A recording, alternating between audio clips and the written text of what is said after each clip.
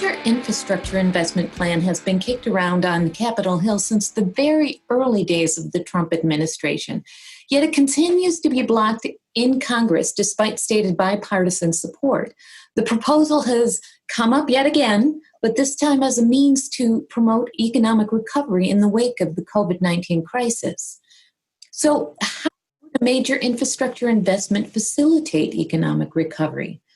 Before exploring this, I'd like to explore the toll taken by underinvestment, particularly in the nation's highways, roads, and bridges. The American Society of Civil Engineers reports that more than 25% of bridges in the U.S. either need significant repairs or are handling more traffic than they were originally designed to carry. In addition, 32%, or more than one-third of America's major urban roads are in poor or mediocre condition. This is estimated to cost U.S. motorists traveling on deficient pavement $67 billion a year.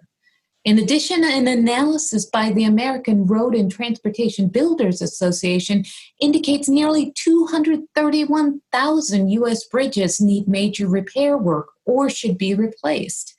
That represents 30%, again, more than a third of all U.S. bridges. Congestion represents another significant cost factor. According to the 2019 Urban Mobility Report published by the Texas A&M Transportation Institute, over the past 10 years, the total cost of delays in the top U.S. urban areas has grown by nearly 50%. In 2017, congestion caused motorists in these areas to travel an extra 8.8 billion hours and purchase an extra 3.3 billion gallons of fuel for a total congestion cost of $166 billion. Trucks accounted for $20 billion, or 11% of the cost, despite making up only 7% of traffic. The impact on the movement of people, goods, and materials continues to mount. I spoke with Brian Turmel, Vice President, Public Affairs and Strategic Initiatives with the Associated General Contractors of America, specifically on this topic. One of the great innovations of the American economy over the last 30, 40 years, and you've heard a lot about this, is that we've essentially created a just-in-time model for business. So that if I'm the Gap, right, the shirts that I expect to sell on Tuesday arrive at my store on Monday evening. If I'm Harley Davidson and my assembly factory in, I think it's in Wauwatosa, is expecting the engines to arrive from my plant in Kansas City minutes before I need to drop them into the chassis of the bike, right? And that means that our economy is far more efficient. We don't have to spend money on warehousing items. We don't stockpile items like a cold, sort of dark warehouse until they're needed. We're hyper efficient. But that just-in-time model for our economy really works well when our transportation network is in good shape. It doesn't work well if those engines are stuck because they got to be rerouted around a bridge that's been posted for lighter traffic somewhere between the city and suburban Milwaukee. And it doesn't work if the fresh fruit that's on its way to my neighborhood Safeway is stuck in traffic somewhere in Berlin, Maryland, right? Because someone hit a pothole and careened out of their lane and hit someone else. So our infrastructure, which kind of allowed us to become a hyper-efficient economy, as it deteriorates, is undermining the very innovations that it once encouraged. And that slows down our ability to be as competitive, and that certainly raises prices for materials. In the construction industry, we see that if you think about most construction projects, there's no warehouse. Right? Your warehouse is the 10 feet between the construction fence and the front of the building. So construction is particularly sensitive to on-time delivery because if you've got a bunch of glazers scheduled to show up on Thursday to install all your windows, but your windows are stuck in Kenosha when they're supposed to be in Sheboygan, then that's going to be a problem. Right. A bunch of glazers to stand around and do nothing but drink coffee, hopefully at a socially distanced and masked, But nonetheless, that's why both because we've got members who build roads and bridges, but also because all of our members depend on the infrastructure, our association is long advocated and is ramped up its advocacy for investing more in our roads and bridges and other forms of public infrastructure. So, what type of investment might it take to bring the transportation system up to par?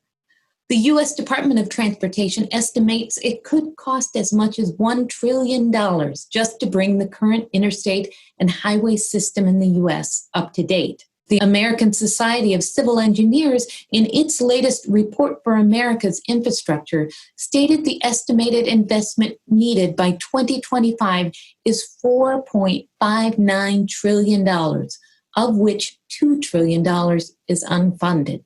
The Trump administration has again floated a $2 trillion infrastructure investment plan, but there seems to be little stomach for it in Congress.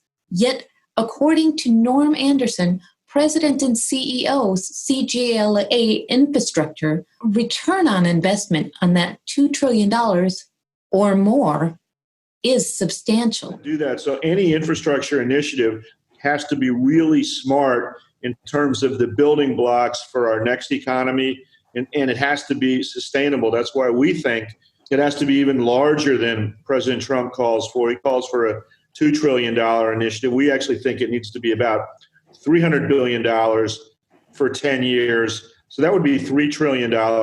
Every $1 billion invested in infrastructure, according to our calculation, yields about 1,200 direct jobs and maybe another 3,000 indirect jobs. So let's say 4,000 jobs. So if we were to do $300 billion times 4 is $1.2 million in terms of new jobs. That would get us moving in the right direction in terms of bringing the country back as quickly as possible. Getting such a large bill through Congress will be no easy task. Mike Bellaman, President and CEO, Associated Builders and Contractors, believes that in order for it to be even considered, it must go beyond what we traditionally view as infrastructure. Sure. Is when you think about infrastructure now, we traditionally think about, roads and mass transit and stuff, but, I think we need to be looking at an infrastructure plan that would address issues related to this. So rural broadband connectivity, cybersecurity, national security type manufacturing and supply chains. We've been talking about, fixing our infrastructure around airports. Well, I'm not sure exactly how we're going to handle, this virus going forward in airports and screening and things, but that consideration, schools, in universities, how are we going to handle those types of situations? But pharmaceuticals, manufacturing, research, redundancy around that, and being able to produce, PPE and things that we need to be able to be self-dependent upon. So CGLA's Norm Anderson also believes a challenge in moving a plan forward is the perception in Congress of what infrastructure entails. If you and I walked up to Capitol Hill and we talked to 100 congressmen, I guarantee you everybody would have a different definition of infrastructure. Some would put electricity in, some wouldn't. Some would put oil and gas in, some wouldn't. Most wouldn't put water and wastewater in. You have to put that in. I think you need to put social infrastructure, so hospitals, clinics, schools, all that to me is infrastructure. And then all the stuff that ties it together on the logistics side, all that is infrastructure. And we're not even having that conversation. The other point that's really interesting is because of what's happened with the coronavirus in China, we're going to have to reinforce our supply chain here for everything, including medical equipment, PPP, et cetera, but also for everything else, because you can't be reliant on one country for all the stuff that makes you successful and powerful. That's going to create a huge amount of additional opportunity for the infrastructure industry. But the industry needs to start speaking as an industry, not as a balkanized set of businesses. Changing mindsets in D.C. won't be easy, particularly in the current political climate. AGC's Brian Turmel and I spoke about what the reality of infrastructure investment might be given the current environment in Washington.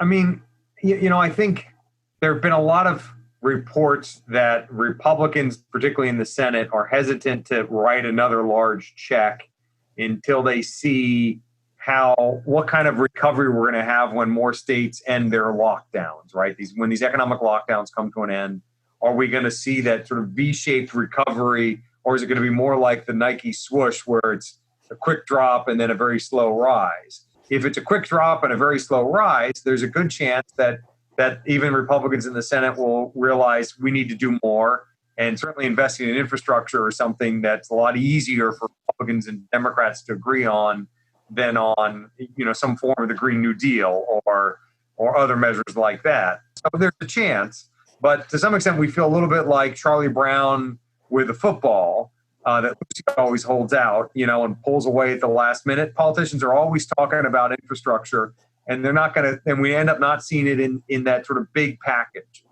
But, let's say worst case scenario, we don't get a huge infrastructure package as part of coronavirus relief measure 4.0, or I think that's the next one. Even if we don't get a big bill with a capital B, we're likely to get decent sized bills, the lowercase b, in that Congress still has to authorize a new surface transportation bill. They still have to authorize a new Water Resources Development Act. They still have to authorize the Federal Aviation Administration capital accounts. So even if there's not a huge headline making sort of large figure infrastructure bill that comes out as part of a single package, we have every reason to expect that Congress will find ways to plus up the amount of money that they're putting into infrastructure with all these smaller bills.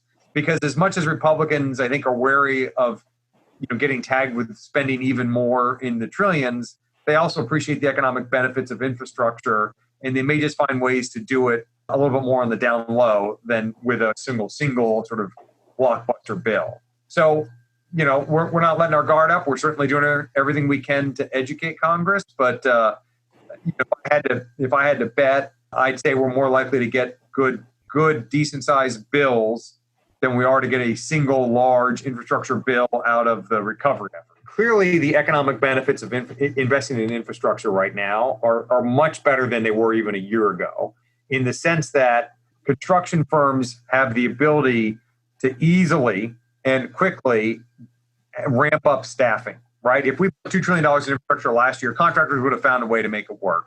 It would have struggled to add much more to their size of their, because we were in the tightest labor market anyone had ever seen. Unfortunately, or fortunately, depending on your point of view, mostly unfortunately, we've now got 30 plus million people in the labor force.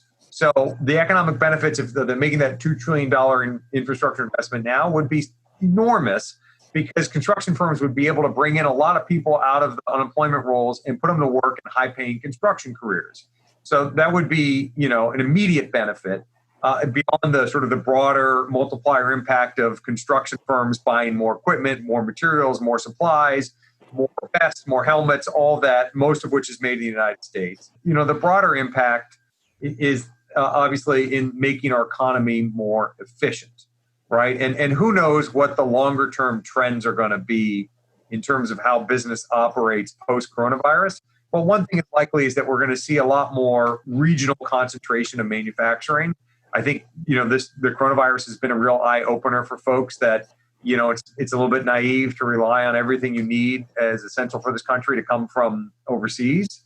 It's a country that may not have our interests in mind. So you're going to see, we think, an acceleration of the sort of insourcing of more manufacturing capacity in the United States, which means that we got to have our surface transportation network improve so that we can better move goods from the southeast to the southwest, as opposed to worrying about how to just move goods from the Port of LA Long Beach to the Mall of America.